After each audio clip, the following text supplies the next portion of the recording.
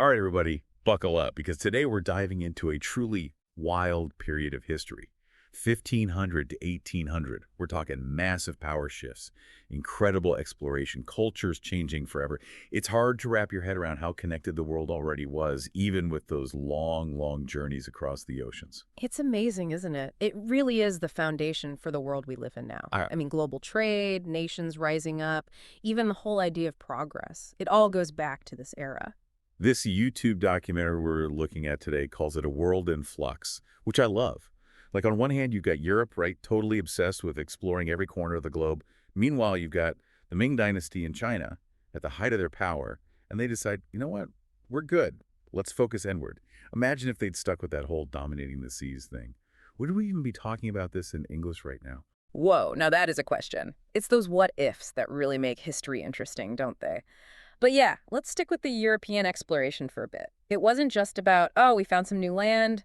It completely changed how different parts of the world interacted. And, well, the consequences were huge for everyone. The documentary makes a big deal about caravels, these Portuguese ships. hmm They were like the SUVs of the sea, weren't they? Tough enough for the open ocean. What was so special about them? More than tough innovative. Those lateen sails, for example, meant they could sail closer to the wind, cover more ground, way more efficiently. It completely changed long voyages.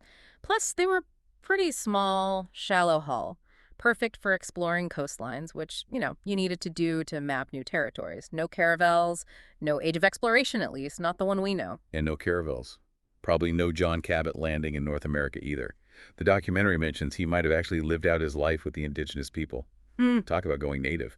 Makes you wonder what really happened. Yeah, it's a story full of mystery, but it shows that exploration wasn't always about, okay, we're claiming this land for Europe.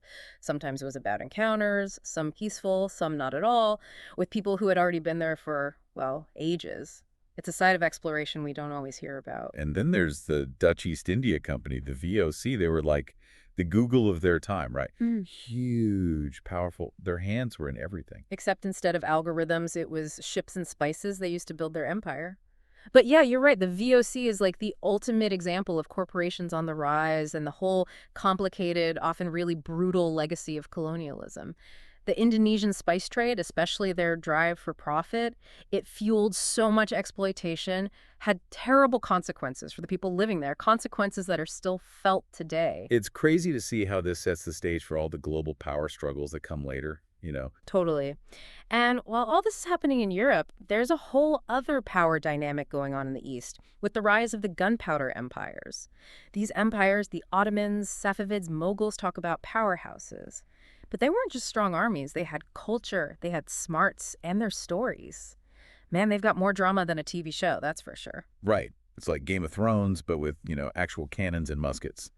It blows my mind how each of them became so powerful, using those weapons to totally redraw the maps we're looking at.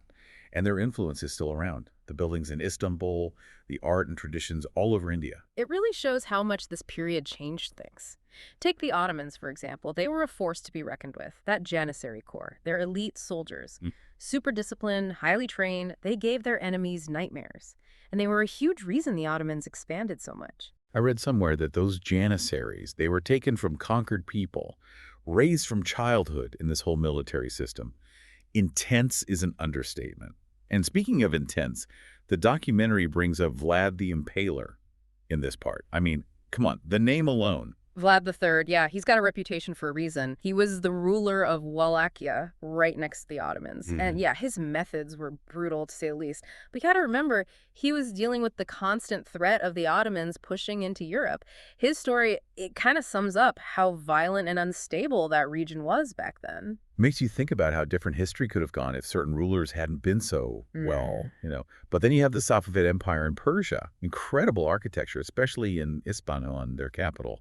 So it wasn't just about military power, was it? No way. The Safavids, they understood that culture mattered. They supported art, architecture, scholarship. It's for their influence created this legacy that lasted. Isfahan, with its mosques and palaces and gardens, it drew in artists and thinkers from all over the Islamic world. It was a real center of, well, everything. Like they knew that if you really want to make a mark on history, it takes more than just winning battles. You got to create, you got to inspire.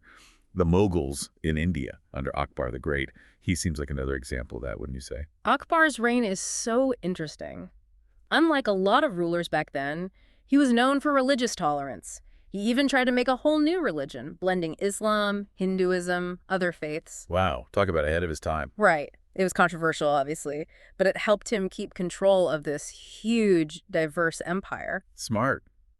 But even the Mughals declined eventually, right? The Yeah. documentary talks about the Peacock Throne being looted, which, by the way, was this crazy lavish symbol of their power, if you can imagine. It really shows how nothing lasts forever. The Mughals, they had their golden age under Akbar, but eventually internal problems, pressure from outside, it all fell apart. The Peacock Throne, stripped of its jewels and everything, it's almost like a perfect symbol of that. Speaking of things falling apart, while all this is happening, Europe is dealing with the fallout from the Reformation. And that wasn't just about religion, was it? This was about who has the power, right? Absolutely. The Reformation, it was like a bomb went off. Challenged the Catholic Church, obviously, but it also got people thinking differently about government, about individual freedom. And that's when you start to see these absolute monarchs rising up, right? Kings and queens who are like, yeah, we're in charge, no question. It's giving major Game of Thrones vibes, minus the dragons. Well, unless you count those personalities. The fight for power was fierce. Look at the 30 Years' War, decades of fighting, all over Europe, religion, power struggles. It was a mess. And a reminder of just how bad those religious conflicts could get. How much religion and politics, they were all tangled up. And then you've got Prussia, a kingdom that was all about military strength, like 24/7. Like they knew the future was going to be rough and only the strongest would survive. Prussia is fascinating. While other places were having these artistic and intellectual movements, they were all about efficiency, discipline, military expansion. And that focus on military power, it would change Europe forever. Talk about picking your lane and sticking with it. But not everyone was quite so strategic, were they? What went wrong with Poland during the partitions? Seemed like they were just in the wrong place at the wrong time, more than anything else. Yeah, the partitions of Poland, it's a cautionary tale for sure. This kingdom, it used to be strong, but internal divisions, a weak ruler. It made them easy pickings for their neighbors. Russia, Prussia, Austria, they all swooped in. It's like watching history unfold, domino by domino. One event leads to another, and boom, massive power shifts across entire continents. And we haven't even gotten to the ideas yet. Because while all this political drama was going down, a different kind of revolution was brewing. It's almost like all this from 1500 to 1800, it was one giant chessboard. Kings, queens, empires popping up, getting knocked down. Right. But then there's this whole other game happening, all about ideas, the Enlightenment, right? Yeah. Suddenly people are like, wait a minute, we can question things.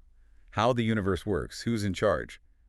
Total game changer. You said it. We're talking huge scientific discoveries, radical philosophy, this feeling that maybe, just maybe, things didn't have to stay the same. And it starts with looking at the world in a brand new way. I love that they put Copernicus in the documentary.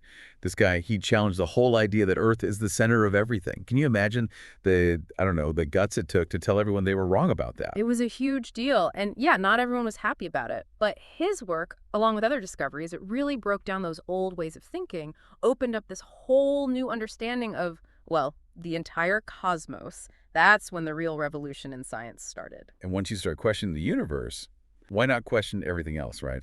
How society works, who's got the power. Exactly. That's where guys like John Locke come in.